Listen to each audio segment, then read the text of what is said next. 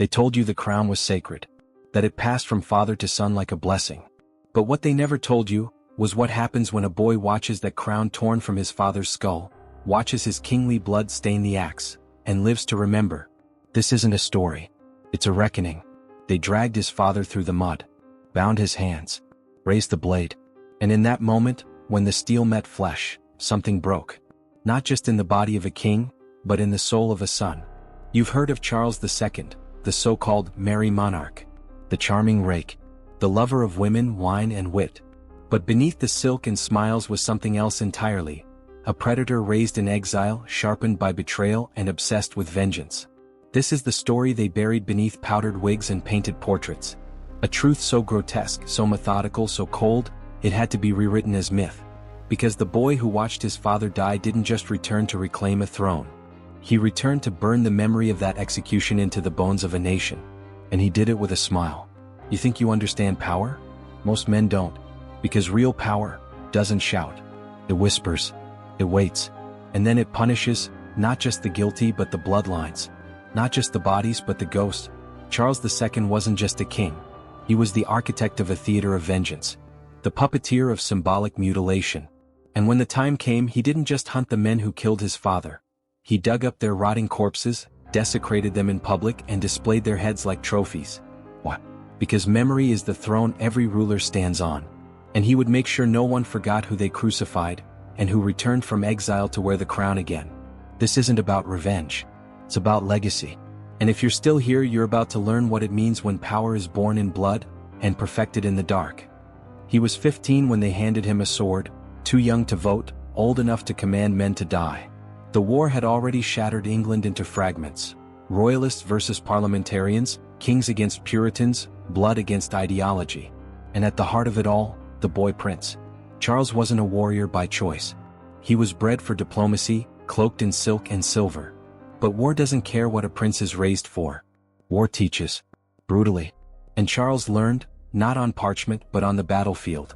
He learned what loyalty looks like when it's paid in corpses, and what betrayal feels like when it rides on horseback. He saw a nobleman switch sides for a coin. He saw commoners hanged from trees, their last words soaked in prayers no one answered. He watched his father, King Charles I, cling to the belief that divine right would shield him. That God himself would not allow a king to fall. But gods are silent when power bleeds. When the blade came down on his father's neck, Charles wasn't there. But he felt it like thunder in the marrow. He tore his royal garments when he heard the news. Not for show, but because something sacred had been desecrated. A king had been killed, by common men. And worse, by law. You need to understand this. This wasn't just an execution. It was a ritual. A warning. The message was clear. No man, not even one ordained by heaven, was safe from judgment. And that message seared itself into the boy's soul. Exiled, hunted, betrayed, Charles became a shadow. He crossed borders under false names, slept in borrowed cloaks, sold heirlooms for bread. And in that darkness, he changed. Gone was the soft son of monarchy. In his place grew a man who knew the taste of powerlessness, and vowed never to taste it again. He studied the courts of Europe, watched how kings rose and how they fell. He learned how flattery could be a knife, how laughter could silence dissent. He became fluent in every game the powerful play, not because he loved it, but because survival required it. And every night, as he slept on stone floors or under foreign roofs, the same vision haunted him. His father's head, in a basket. Crownless. Bleeding. That's the origin of the man they call the Merry Monarch. But there's nothing merry about a wolf in exile. By the time Cromwell's Commonwealth began to rot from the inside, Charles was no longer a prince in hiding. He was a man forged in ruin. 10 years in exile had taught him one simple truth. Mercy is a luxury for the victorious. And Charles wasn't interested in mercy. He watched from across the channel as England choked on Puritan virtue. Cromwell had banned festivals, silenced music, shuttered theaters. What had once been a kingdom of color and pageantry became a graveyard of joy. And the people, once so eager to kill their king, now whispered of regret in the shadows. But Charles didn't move too soon. He waited for Cromwell to die, and he did in 1658, broken and bloated, with the crown he'd refused to wear weighing heavy on his ghost. His son Richard inherited the title of Lord Protector, but had none of the steel. Within 2 years, the fragile republic began to collapse. infighting, mutiny, financial ruin. And that's when Charles made his move. He issued the Declaration of Breda, a masterstroke disguised as a peace offering. He promised amnesty, religious tolerance, back pay for soldiers, land reform. It was everything England wanted to hear.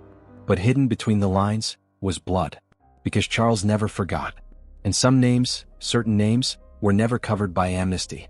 And so, on May 29, 1660, his 30th birthday, Charles returned to London. Not as a beggar.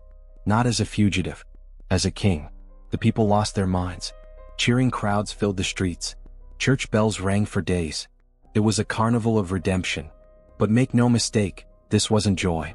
It was relief. They weren't celebrating Charles. They were trying to forget what they had done to his father. And Charles? He smiled. He waved. He gave speeches and blessings and kissed babies. But beneath the powdered wig and velvet robe, something ancient stirred. Because this was not a restoration. This was a resurrection. The crown they stripped from his bloodline had returned, not as divine right but as divine wrath. And now the real work began. Revenge was no longer a fantasy. It was state policy. And the men who signed his father's death warrant, they were already living on borrowed time. They called it amnesty. But it wasn't peace. It was bait. When Charles returned, the Declaration of Breda had promised forgiveness. But there was one clause, quiet, surgical, that changed everything. The promise of pardon excluded, quote, such persons as Parliament shall hereafter accept. A legal loophole carved in shadow. It meant, we'll forgive everyone, except the ones I want dead. He had a name for them, the regicides. 59 men had signed the death warrant of Charles I. Judges, officers, parliamentarians, men who had looked his father in the eye and sentenced a king to die. Now years later some were dead. Others had fled to the Americas, hiding in forests and colonies. But those who remained, they were dragged into the light and into the spectacle. Because Charles didn't just want them gone.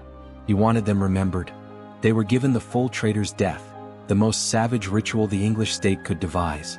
Dragged by horse through muddy streets on wooden sledges, their faces were bruised by cobblestone before the noose even touched them. They were hanged but not long enough to die. Just long enough to hurt. Then cut down, still breathing. Their bellies slit. Entrails pulled out, burned before their eyes. And then, the axe. Their heads spiked. Their limbs severed. Their parts distributed. These were not executions. They were sermons. Public rituals of power, choreographed by a king who had learned the power of fear in exile. And the message was thunderous. You may kill a king, but the crown remembers. But Charles wasn't done. 3 of the most hated regicides, Oliver Cromwell himself, John Bradshaw, and Henry Ireton, were already dead. But Charles wanted them punished anyway. On the 12th anniversary of his father's execution, their corpses were exhumed from Westminster Abbey. Rotting, fragile, bones in royal soil. And yet still, they were tried, condemned, dragged through the streets in chains, and beheaded. Cromwell's head was placed on a spike above Westminster Hall, where it rotted for over 20 years. His testicles were removed, dried, and displayed. It wasn't vengeance. It was erasure. The idea was simple. Even the grave won't save a traitor. And if that sounds medieval, that's because it was meant to. This wasn't just a king punishing enemies. This was a god reasserting dominion. The executions made a statement. But they didn't rebuild a nation.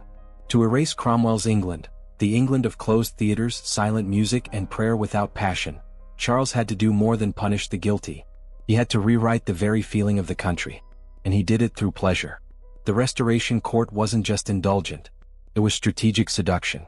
Theaters reopened, not just as entertainment but as propaganda. Every laugh, every bawdy play, every scandal on stage was a dagger thrust into the memory of Puritan repression. Charles surrounded himself with actors, poets, musicians, and whores. Not in secret, publicly. He made vice fashionable and morality boring. They called him the Merry Monarch. They said he ruled by charm. But what they missed, what you must understand, is that charm was his camouflage. Underneath the dancing and the masquerades, he worked with brutal precision. He held early morning councils while others slept off wine. He wrote laws while the court gossiped about mistresses. And most importantly, he reshaped the monarchy into something new. No longer untouchable, but irresistible. He knew that power wasn't just fear. Power was also desire. If they loved him, they wouldn't question him. If they were laughing, they weren't rebelling. And so, he turned his court into a theater of distraction. Wigs grew taller, dresses more scandalous, balls more lavish. Meanwhile, Charles stacked Parliament with royalists, crushed dissenters with silence, and made sure every rival drowned in either comfort or exile. And the people? They rejoiced. After the gray cold years of Cromwell, the return of warmth, even if it came wrapped in sin, felt like resurrection. But this was no accident. It was psychological warfare. Charles wasn't giving them freedom. He was giving them a leash lined with velvet. This is how empires last. Not just by crushing rebellion, but by making rebellion feel unnecessary. This is where modern control begins, not with swords but with stories. With bread and circuses. With kings who smile while pulling strings. And if you're still listening, you already sense it. This isn't just history. It's a blueprint. By now, you might think Charles was just another cunning king. But what you're missing is the system he revealed. The architecture of control. Because what Charles built wasn't just a monarchy. It was an operating system. One that still runs today in different costumes, different languages, but with the same cold logic. He didn't win because he was ruthless. He won because he understood how people think. How they forget. How they want to forget. And how distraction is the most effective prison ever built. Look around. Today's kings don't wear crowns. They run networks, corporations, governments, platforms. And just like Charles, they feed you pleasure so you don't ask questions. They give you heroes to worship, villains to blame, bread, spectacle, sex, outrage, anything but silence. Because silence, real silence, makes you see. And if you see, you might start asking why. Why you were taught to obey. Why certain men die poor while others live like gods. Why the same faces always seem to rise, no matter how many times they fail. Because the system isn't broken. It's designed this way. And Charles? He understood it before most. He killed with fanfare but controlled with feeling. He made obedience feel like relief. He made submission feel like celebration. And in doing so, he built something far more powerful than a dynasty. He built a myth. That the king was necessary. That order required indulgence. That rebellion was ugly, and restoration beautiful. Do you see it now? This isn't just about Charles. This is about every man who learned to wear a mask to survive. Me. All of us. And so, if you've come this far, if something inside you has stirred, cracked, awakened, I want you to mark this moment. Because once you say it, you're no longer asleep. You're not just a watcher of history. You've entered it. And the next time they try to buy your silence with laughter, luxury, or lies, you'll remember. No crown is forgiven. No crown is forgiven. 1661, the executions were done. The court was drunk on pleasure. Charles wore his crown and England laughed again. But beneath the silk and wine, the Second War had already begun. Not with armies, but with ideas. See, Cromwell hadn't just ruled with soldiers. He had ruled with conviction. He'd replaced monarchy with ideology, Puritanism, moral discipline, obedience to scripture over bloodline. And ideas are harder to kill than men. Charles understood that. He knew that if those Puritan beliefs lingered in the churches, the towns, the printing presses, then the axe that killed his father still hung above his head. So he did what every true sovereign learns to do. He didn't crush the enemy. He absorbed them. First came the Clarendon Code, a calculated, surgical purge cloaked in law. Nonconformist pastors were expelled. Religious dissenters were fined, imprisoned, silenced. Cromwell's followers weren't executed now. That was for the crowd. This was quieter, smarter. A closing of the throat, not the spilling of blood. Then came the Book of Common Prayer, forced back into churches across the land. Not just for unity, but for memory, for myth. A reassertion of divine order, masked as liturgy. And while the public marveled at Charles's mistresses and comedies, the soul of England was rewired. He rebuilt the Church of England not as faith, but as infrastructure. A tool of cultural programming. A national ritual to remind the people, there is one center, one voice, one crown. But he didn't stop there. He rebuilt history itself. Royal portraits flooded the country, massive, godlike images of Charles in flowing robes, gazing like Jupiter from Olympus. Cromwell's simple armor was forgotten. Now majesty reigned again. He created holidays, symbols, coinage. Even the royal oak, the tree that had hidden him from Cromwell's soldiers, became a mythic emblem, printed, painted, and celebrated. It wasn't just a tree, it was a story. A story that said, the king is chosen, the king survives, the king returns. And that story, repeated enough, became truth. This is how power survives revolution. Not by opposing memory, but by replacing it. By the time the children of England grew up under Charles, the Puritan years seemed like a bad dream. A glitch. A mistake. And the throne? It looked eternal again. But the next threat wasn't from Cromwell's ghosts. It was from within his own blood. By the mid-1670s, Charles had rebuilt everything his father lost. The crown glittered again. The people adored him. His enemies were dead, exiled, or erased from memory. But peace was never the point. The real game had just begun. See, Charles didn't trust Parliament. Not truly. Not after what they did to his father. Not after how they cheered Cromwell. And while he played the affable king, drinking, dancing, debating, he was watching them. Measuring. Waiting. And then came the Popish plot. A lie wrapped in paranoia in 1678.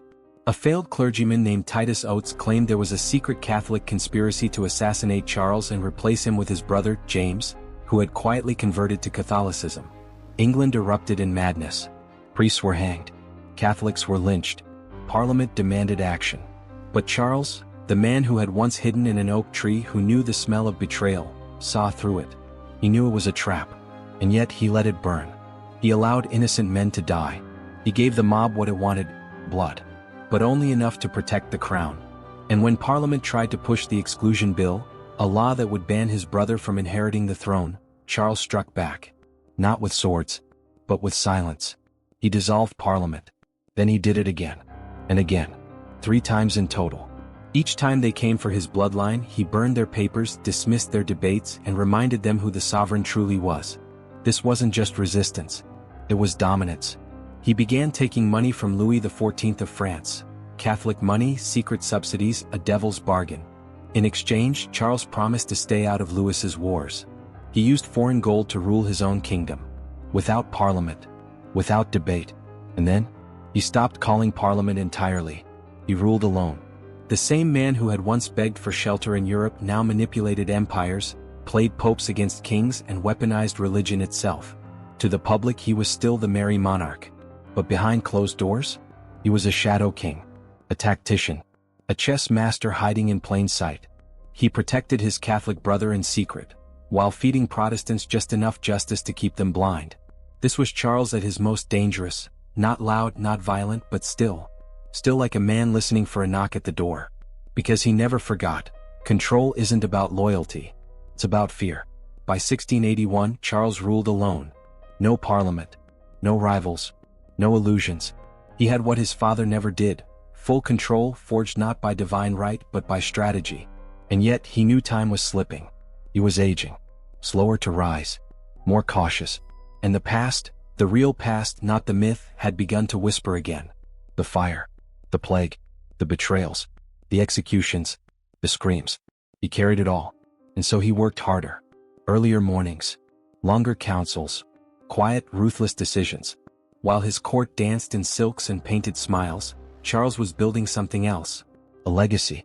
He poured funds into the Royal Society, a haven for men like Isaac Newton, Robert Boyle, and Christopher Wren, architects of the modern world. He built observatories, supported scientific inquiry. Not because he was kind, but because he understood something the others didn't. Knowledge is control. If he couldn't rule forever, he would at least shape the world that followed. But even now, cracks formed beneath his feet. His brother James, the man he had protected at all costs, was still Catholic. Openly, proudly. And the people were afraid. Afraid the monarchy had become foreign. Faithless. Faithful in the wrong way. Rumors brewed. That Charles himself was Catholic. That he had made secret deals with the Pope. That England would fall under Roman rule again. He denied it all. Publicly. But in private, the truth was darker. Because Charles had converted. Not yet. But soon. He waited until the moment before death. And when it came, February 1685, it came fast. Violent spasms. Kidney failure. Pain so sharp he bit his lip through. And then, the final reveal. In a private room, lit only by candlelight, a priest was smuggled in. Charles confessed. He received Catholic last rites. And in that moment, with his body shaking and his lips stained red, the king who rebuilt the monarchy in fire and vengeance abandoned the very church he had propped up his entire reign. He died hours later. His last words? Let not poor Nellie starve. spoken not to Parliament, not to God, but to Nell Gwyn, a prostitute turned duchess, and one of the few people he may have ever truly loved. And just like that, the man who remade the throne was gone. But what he left behind, what he set in motion, would echo long after the crown passed to his brother. But the game was just beginning. See, when most men die, they leave behind property, maybe a will. When kings die, they leave behind systems. And Charles left behind one of the most cunning, self-sustaining power systems in Western history. A monarchy rebranded, reinforced, and quietly armed with everything it needed to outlast rebellion. First, there was the illusion of indulgence. For 25 years, Charles had played the merry monarch, the charming sinner, the lover of wine, women, and poetry. But it was a mask that made people lower their guard. They didn't fear him like they feared Cromwell. They laughed with him, trusted him, and in that comfort, they surrendered control. Because a smiling king is still a king, and Charles made sure they never forgot it. He institutionalized the theater of monarchy, carefully staged ceremonies, golden thrones, grand processions, and portraits that bordered on religious iconography. It wasn't government.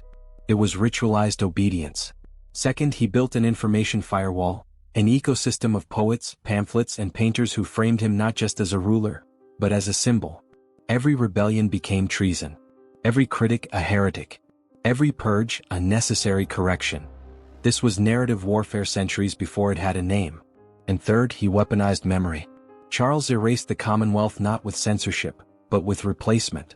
He made the people forget by flooding them with something new: festivals, holidays, theater, pleasure. The Puritan years weren't debated. They were drowned. And that system, that architecture of psychological control, didn't die with him. It became a template, not just for British monarchs, but for modern governments, media, corporations. It taught them the formula: don't kill the people, entertain them. Don't censor dissent, mock it. Don't fight rebellion, dilute it until it forgets what it was. This wasn't accidental. Charles was the first ruler of the modern era to realize that controlling belief is more powerful than controlling armies. Because a sword can end a man, but a story can rule 1,000 years. And that's the true genius of his reign. Not the parties, not the vengeance, not even the restoration of monarchy. It was the birth of something darker, something quieter, a system that looks like freedom, while feeding you obedience and gold-trimmed words. You see them on screens. The smiling leaders, the royal families, the sanitized stories of power dressed in suits, smiles, and slogans. But the blueprint? It's still his. Charles II didn't just restore a monarchy. He installed a system of control so subtle, so seductive, that most people still don't see it. It starts with spectacle. Charles understood what most tyrants never do, that blood makes martyrs but beauty makes believers. So he dressed the crown in theater. He made politics emotional, personal, entertaining. And today, governments don't kill revolutionaries. They interview them. Protests aren't silenced, they're monetized. The news doesn't inform, it performs. Just like Charles taught them. Power today doesn't demand loyalty. It engineers consent. It drowns you in headlines, floods you with dopamine, and buries hard truth beneath personality cults and 15-second videos. Ask yourself, why are you told to laugh at politics? Why is outrage served alongside entertainment? Why are kings and celebrities now nearly interchangeable? Because a distracted man doesn't revolt. Because as long as you're watching the show, you're not looking behind the curtain. And that's the greatest trick Charles ever pulled, turning monarchy into performance and rebellion into lifestyle branding. The system he pioneered didn't need to silence you. It only needed to give you something louder than your own thoughts. Something viral. Something addictive. Something safe. Meanwhile, the real decisions, the real power, stay hidden behind committees, royal seals, and smoke-filled rooms. You see, the truth isn't that Charles changed history. The truth is that he ended it and replaced it with a loop. A loop of distraction. A loop of pleasure and punishment. A loop where you're told you're free. As long as you don't ask the wrong questions. As long as you don't notice that the game has already been rigged. Because the game wasn't about kings versus rebels. It was about systems versus souls. And the system is winning. If you're still watching, you're not like the rest. You felt the lie for a long time. History says Charles II died in 1685. But that's not entirely true. The man died. The body, broken by disease, consumed by guilt, surrounded by shadows, was lowered into the royal vault beneath Westminster Abbey. But the idea of Charles? The system he built? The architecture of illusion? That didn't die. It spread. It became language. It became media. It became governance. The man who once climbed into an oak tree to escape his hunters became the blueprint for rulers who would never need to run, because their subjects would never think to chase them. He showed the elite something profound. That people don't want truth. They want comfort. They want entertainment. They want narratives. And the best way to hold power isn't with iron. It's with identity. If you can write the story people believe about themselves, about their nation, their leaders, their enemies, then you own them. Not by force, but by consent. And Charles proved this. He didn't just restore a throne. He rewrote the operating system of power itself. You live in it now. Every royal wedding. Every historic vote. Every smiling face in a suit telling you this is how it's always been. They still spike the heads, just not with iron. Now they spike reputations. They spike truths. They spike questions. And they still teach you to smile while it happens. But here's the thing. Once you've seen it, you can't unsee it. The illusion cracks. You stop looking at leaders with admiration. You start seeing them as designs, algorithms of power dressed in human skin. You stop asking, who's in charge? You start asking, what system trained them to act like that? And most of all, you stop playing your role. Because this world doesn't need more watchers. It needs awakened men. Men who see the game for what it is. Men who trace the poison back to its source, and refuse to drink anymore. Charles II didn't just avenge his father. He created a machine of memory. A kingdom of masks. A monarchy that smiles as it tightens the leash. You were never supposed to find that out. But you did. And now you carry it, whether you want to or not. So the next time someone tells you the system is broken, remember this. It's not broken. It was built this way. And the only way out is to stop pretending you don't see the crown.